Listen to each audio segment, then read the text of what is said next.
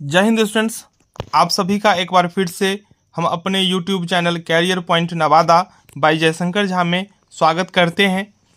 एक और महत्वपूर्ण वीडियो बिजनेस स्टडीज़ का लेकर आप सबों के लिए आए हैं। इससे पहले हमने 2 वीडियो बिजनेस स्टडीज़ का अपलोड किए हैं, जिसमें 6 चैप्टर को हमने कवर किया है। 6 चैप्टर से जितने अति महत्वपूर्ण ऑब्जेक्टिव हो सकते थे हमने कवर कर लिया है। ठीक है, अगर आपने अभी तक नहीं देखा है उन दोनों वीडियो को तो ज़रूर देख लें, जिसका लिंक इस वीडियो के डिस्क्रिप्शन में हमने डाल दिया है। आपको ढूंढने की ज़रूरत नहीं, बस आप डिस्क्रिप्शन में जाइए और दोनों वीडियो को देख लें। आपको एक एक वीडियो को बहुत बारीकी से देखना है, किसी भी वीडियो को आपको मिस नहीं करना है, किसी भी पार्ट को मिस नहीं करना है। मैं गारंटी लेता हूं, अगर आपने आज तक कुछ भी नहीं पढ़ा है तो हम जो आप लोगों के लिए बैच प्रारंभ किए हैं, क्रैश कोर्स बोल सकते हैं आप, अगर वो आप देख लेते हैं तो आपने कुछ नहीं पढ़ा है तो 60% मार्क्स आप सिक्योर कर लेंगे। ठीक है, लेकिन उसके लिए आपको करना क्या है, तो हम जो भी वीडियो अपलोड कर रहे हैं एक एक वीडियो को आप देखें। मेरा जो एक्सपीरियंस रहा है लगभग 10 ईयर्स का, मैं उस एक्सपीरियंस के उपयोग के साथ आप लोगों को वीडियो प्रोवाइड कर रहा हूँ। ठीक है, तो आप लोग हमारे साथ जुड़ें, हमारे चैनल के साथ जुड़ें।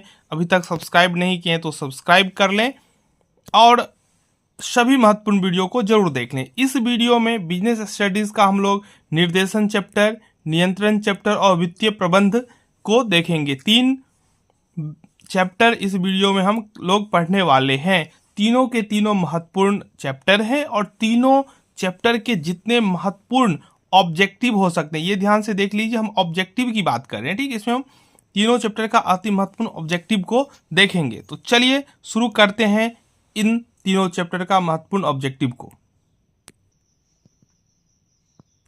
आज के वीडियो का यह पहला चैप्टर है, लेकिन बिजनेस स्टडीज का यह 7वां चैप्टर है, निर्देशन डायरेक्टिंग। ठीक है, तो इसका जो सबसे पहला प्रमुख प्रश्न है, निर्देशन के प्रमुख तत्व हैं। निर्देशन के प्रमुख तत्व 4 हैं। ठीक है, याद रखिए, निर्देशन के प्रमुख तत्व 4 हैं। आप अगर इस वीडियो को सुन लेंगे, ठीक है ना, सो रहे हैं आप, वीडियो को चला के रख दें और सुनते रहें, 2-3 बार सुनेंगे तो पक्का याद हो जाएगा। ठीक है, निर्देशन के कितने तत्व हैं? 4। अगला है, निर्देशन की प्रबंध के किस स्तर पर आवश्यकता होती है। देखिए, निर्देशन का जो नीड है वो लोअर मैनेजमेंट में भी, मिडिल और उच्च, यानी कि तीनों स्तर पर निर्देशन की आवश्यकता है। निर्देशन बहुत ही इंपॉर्टेंट है, बिना निर्देशन का कोई कर्मचारी काम नहीं कर पाएगा। हमको क्या काम करवाना है, कैसे काम करवाना है, जब तक हम कर्मचारी को निर्देश नहीं देंगे तब तक कर्मचारी काम नहीं करेगा और जो संस्था का लक्ष्य होगा वो लक्ष्य अधूरा रह जाएगा। तो लक्ष्य की प्राप्ति के लिए निर्देशन जरूरी है, इसलिए तीनों स्तर पर निर्देशन इंपॉर्टेंट हो जाता है। ठीक है, निर्देशन के तत्व में आता है पर्यवेक्षण, सुपरविजन। ठीक है, उसके बाद आता है नेतृत्व, लीडरशिप और मोटिवेशन।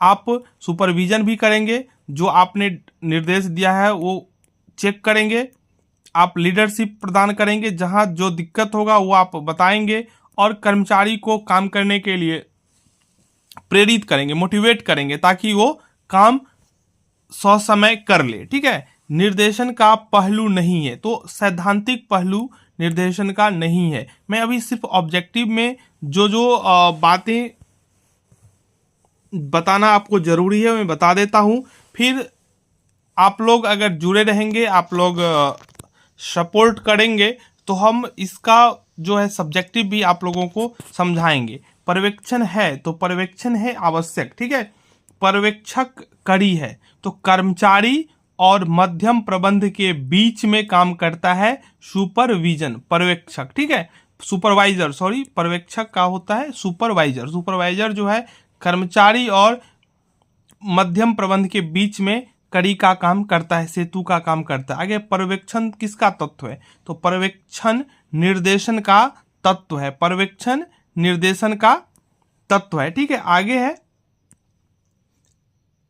अभिप्रेरणा का सिद्धांत, जो आवश्यकताओं को क्रमबद्ध करता है, किसके द्वारा प्रतिपादित किया गया था, यानी कि अभिप्रेरणा का सिद्धांत किसने दिया है, तो अब्राहम मास्लो के द्वारा अभिप्रेरणा का सिद्धांत दिया गया था। ठीक है, ये ध्यान रखना है, अब्राहम मास्लो ने अभिप्रेरण का सिद्धांत प्रतिपादन किया था। ठीक है, अंगुरीलता है, अंगुरीलता अनौपचारिक संप्रेषण में होता है, अंगुरीलिता अनौपचारिक संप्रेषण में होता है। आगे नारायण मूर्ति द्वारा या प्रवर्तक सॉफ्टवेयर कंपनी है इन्फोसिस।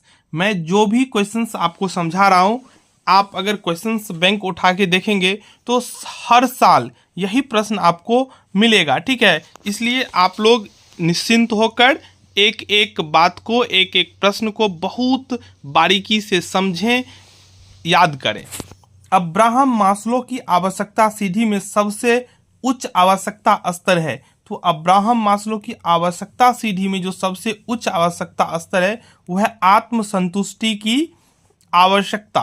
अब्राहम मास्लो की आवश्यकता सीढ़ी में सबसे ऊपर रखा गया है आत्मसंतुष्टि। ठीक है, आगे है संदेश वाहन के प्रकार। संदेश वाहन लिखित भी हो सकता है और मौखिक भी हो सकता है और औपचारिक भी हो सकता है। ठीक है, संदेश वाहन के न्यूनतम पक्षकार होते हैं, संदेश वाहन में न्यूनतम पक्षकार 2 होगा ही, अगर 2 पक्षकार नहीं होगा तो संदेश वाहन नहीं होगा। ठीक है, चलिए हम लोग अगले प्रश्न पे चलते हैं। संदेश वाहन जाल के प्रकार। संदेश वाहन जाल के प्रकार 4 हैं। संदेश वाहन जाल के प्रकार कितने हैं? 4। संदेश वाहन जाल के प्रकार 4। संदेश वाहन के न्यूनतम पक्षकार 2। ठीक है, आगे है संदेश वाहन प्रक्रिया के कदम या तत्व होते हैं, तो 8। संदेश वाहन प्रक्रिया के 8 कदम हैं या 8 तत्व है। ठीक है, आगे है प्रभावी संदेश वाहन के लिए क्या क्या आवश्यक है, तो प्रभावी संदेश वाहन के लिए स्पष्टता होना जरूरी है, शिष्टता होना जरूरी है, निरंतरता होना जरूरी है और साथ ही साथ शालीनता भी होना चाहिए। आगे है प्रबंधक होता है, तो प्रबंधक जो होता है वो नेता होता है। ठीक है, मैनेजर जो होता है वो लीडर होता है। ठीक, आगे नेतृत्व है, नेतृत्व आवश्यक है। नेतृत्व क्या है? आवश्यक है। नेता में होता है कौन कौन गुण, तो निपुणता, दूरदर्शिता और आत्मविश्वास, ये सब बातें नेता में होना बिल्कुल जरूरी है। मैं आप सबसे बस यही उम्मीद करता हूँ, अच्छा लगे तो वीडियो को लाइक करें, जो कमी लगे वो कमेंट के माध्यम से बताएं ताकि आगे हम उस पर काम करेंगे। और आप अपने फ्रेंड्स के साथ कम से कम 5 फ्रेंड को जरूर शेयर कर दें। ठीक है, 1 बार 2 बार जरूर शेयर करें, उसके बाद छोड़ दें, नहीं शेयर कीजिएगा। वो खुद देखेंगे अगर अच्छा लगेगा तो, लेकिन आप जब तक अपने फ्रेंड्स तक शेयर नहीं करेंगे उन्हें पता नहीं चलेगा, और पता नहीं चलेगा तो मेरा जो मेहनत है वो बिहार के तमाम बच्चों तक नहीं पहुंच पाएगा। ठीक है, मेरा मेहनत बेकार हो जाएगा। इसके लिए आप लोगों को मैं यही कहूँगा जो आप अपने 5 फ्रेंड्स तक शेयर कर दें। चलिए अब हम लोग चलते हैं अगले चैप्टर, इस वीडियो का दूसरा और चैप्टर का इस किताब का 8वां नियंत्रण की तरफ। ठीक है, तो इस चैप्टर का पहला महत्वपूर्ण प्रश्न है प्रबंधकीय नियंत्रण किया जाता है तो निम्न, मध्यम एवं उच्च प्रबंधक के द्वारा, यानी कि तीनों प्रकार के प्रबंधक के द्वारा प्रबंधकीय नियंत्रण किया जाता है। कंट्रोलिंग भी जरूरी है, जो हमने डायरेक्ट किया है, जो मेरा प्लानिंग है उसके अकॉर्डिंग काम हो रहा है कि नहीं हो रहा है, अगर नहीं हो रहा है तो कहाँ दिक्कत है, इन सभी पर कंट्रोल जरूरी हो जाता है। ठीक है, आगे है नियंत्रण प्रबंधकीय कार्य है, ये अनिवार्य है। ठीक है, ये नहीं होगा तो सारा जो एम है वो खत्म हो जाएगा। नियंत्रण प्रबंध का कार्य है, तो नियंत्रण जो है देख रहे हैं प्रबंध के 5 कार्य है, नियोजन, संगठन, नियुक्ति, निर्देशन और नियंत्रण। 5 कार्य में अंतिम कार्य है। ठीक है, प्रभावी नियंत्रण कैसा होता है, तो प्रभावी नियंत्रण जो है वो गत्यात्मक होता है। प्रभावी नियंत्रण कैसा होता है? गत्यात्मक होता है। प्रभावी नियंत्रण कैसा होता है? गत्यात्मक होता है। ठीक है, आगे है नियंत्रण प्रबंध का पहलू है, तो नियंत्रण जो है प्रबंध का व्यवहारिक पहलू है। नियंत्रण प्रबंध का व्यवहारिक पहलू है। मैं आप लोगों को शेयर करने के लिए सिर्फ इसलिए कर रहा हूँ, बहुत सारे ऐसे चैनल हैं जो गलत गेस कर रहे हैं, गलत पढ़ा रहे हैं, लेकिन फिर भी उनका बहुत ज़्यादा व्यूज आता है, सब्सक्राइबर हो जाता है, ठीक है। बस वो शेयर करने से बच्चों को लगता है जो नहीं ये जो पढ़ा रहे हैं बिल्कुल सही पढ़ा रहे हैं, ठीक है। तो उन बच्चों तक मेरा गेस जरूर पहुंचना चाहिए, ये मेरा लक्ष्य है। मैं बहुत मुश्किल से समय निकालता हूं आप लोगों के लिए, और ये मेरा मिशन तब तक सफल नहीं होगा जब तक आप लोग शेयर नहीं करेंगे, अपने व्हाट्सएप स्टेटस पे नहीं डालेंगे। इसलिए आप लोग शेयर कीजिए। नियंत्रण संबंधित है, तो नियंत्रण जो है परिणाम से संबंधित है, ठीक है। आगे है, नियंत्रण का कर्मचारी करते हैं तो विरोध। देखिए हम सभी जानते हैं पिंजरा में कोई रहना नहीं चाहता है, सब बाहर रहना चाहता है। हम लोग जानते हैं, जो हम पढ़े हैं कविता, हम पंछी उन्मुक्त गगन के पिंजर बद्ध न जी पाएंगे, यानी कि पिंजरे में रहकर नहीं रह पाएंगे, बाहर भूखे रहेंगे, ठीक है, आज़ादी चाहिए, ठीक है। तो नियंत्रण का कर्मचारी इसलिए क्या करते हैं, विरोध कर देते हैं। आगे नियंत्रण आवश्यक है, तो सभी प्रकार के उपक्रम में नियंत्रण जरूरी है। आगे है, नियंत्रण क्रिया कैसी है, तो महंगी है। नियंत्रण क्रिया कैसी है, महंगी है। बजट कितने प्रकार के होते हैं, 4 प्रकार के होते हैं। नियंत्रण क्या है, देखने वाली प्रक्रिया, कब कहाँ का, आगे। और नियंत्रण प्रक्रिया है ये सतत, ये कंटिन्यूअस प्रोसेस है, ठीक है, ये तुरंत खत्म होने वाली चीज नहीं है। तो नियंत्रण चैप्टर से ये बहुत महत्वपूर्ण प्रश्न है, ठीक है। 12 प्रश्न इसमें हमने शामिल किया है।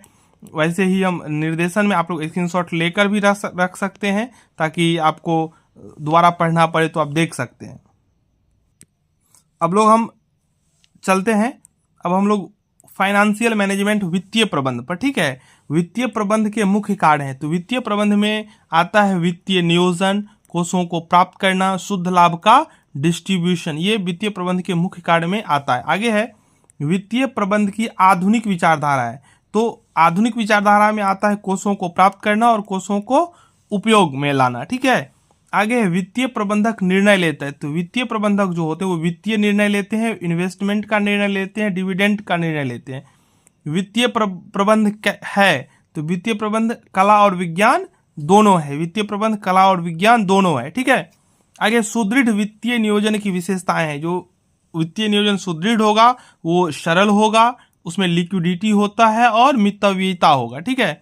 आगे कार्यशील पूंजी का स्रोत, तो कार्यशील पूंजी में debtor, bank overdraft, cash, sales, ये सब आता है। आगे अस्थाई पूंजी की आवश्यकता क्यों होती है, तो अस्थाई संपत्ति क्रय करने के लिए अस्थाई पूंजी की आवश्यकता होती है। फिक्स्ड एसेट्स, ये ऑप्शन में आपको अस्थाई संपत्ति भी रह सकता है, लेकिन दे देगा आपको बिल्डिंग, मशीनरी, लैंड, तो आपको क्वेश्चन के अकॉर्डिंग टिक लगाना होगा, ठीक है। अस्थाई पूंजी हमको चाहिए अस्थाई संपत्ति खरीदने के लिए, अस्थाई पूंजी चाहिए हमको अस्थाई संपत्ति खरीदने के लिए। आगे है, संयुक्त पूंजी वाली कंपनी के लिए लाभांश देना है, तो ऐच्छिक है। संयुक्त पूंजी वाली कंपनी के लिए डिविडेंड देना क्या है, तो ऐच्छिक है। आगे है, बोनस निर्णय के निर्धारक हैं, तो लाभों की मात्रा, क्या लाभ की मात्रा है, और कोषों की तरलता है, और कंपनी की आयु, ये सब जो है डिपेंड करता है बोनस निर्णय के निर्धारण में। आगे है, वित्त का जो सबसे सस्ता स्रोत है वो क्या है, तो वित्त का सबसे सस्ता स्रोत है प्रतिधारित उपार्जन। ये पूरे बुक को मैंने पढ़ा है, पूरे बुक का निचोड़ है, ठीक है। तो वित्त का सबसे सस्ता स्रोत क्या होगा, प्रतिधारित उपार्जन। आगे है, पितृसुलभ उच्च विकसित कंपनियां क्या पसंद करती है, तो कम लाभांश देना। पितृसुलभ उच्च विकसित कंपनियां कम लाभांश देना पसंद करती है। तो यह चैप्टर भी आप लोगों के लिए कंप्लीट हो चुका है।